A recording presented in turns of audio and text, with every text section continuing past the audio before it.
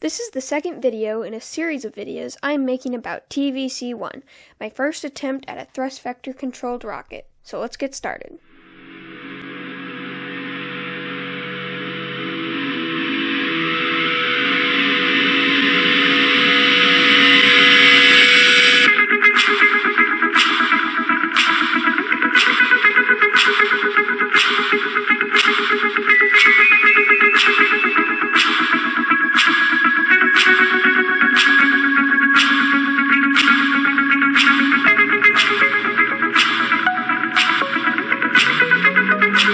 The airframe of TVC-1 is 3D printed.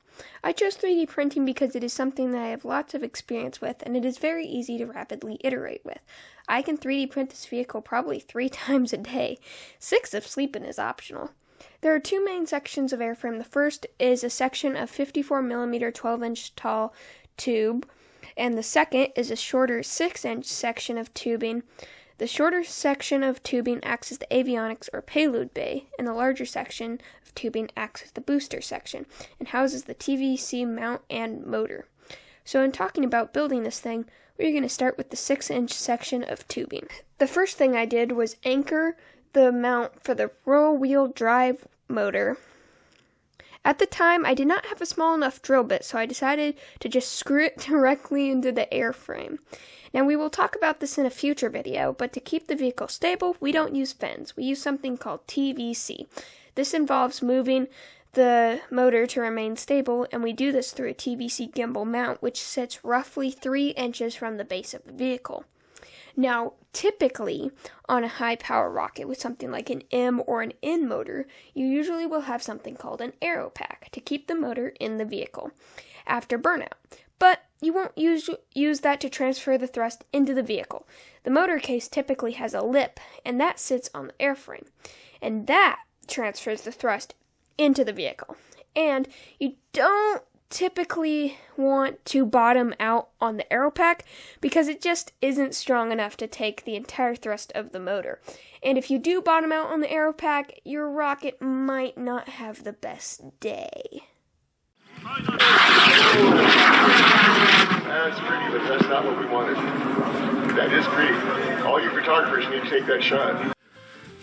So anyway, that was the last time I ever saw my Arcus. But in the case of TVC-1, the motor is 29mm in diameter, not 54, which is the diameter of the airframe. So it is actually firing directly into the mount. So instead of using epoxy, I decided to use screws to mount it instead. So in the last video, we had talked about the CAD for the vehicle, and I did design this piece in odd shape to fit inside the airframe. But I think my CAD might be flawed, or my 3D printer just printed the part too big.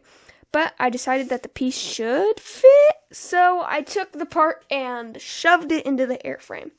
And it got stuck. So I decided to reprint the piece, and I took my wood burner and I cut the mount into multiple pieces, and I destructively extracted the mount.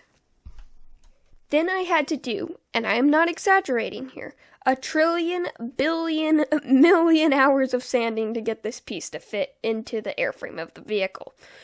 Okay, so around this time I did some work on the nose cone, and during this I found another piece that did not fit. This time it was a little too small, so I took some blue tape and then wrapped it around the nose cone's adapter, and the blue tape got the dimensions right.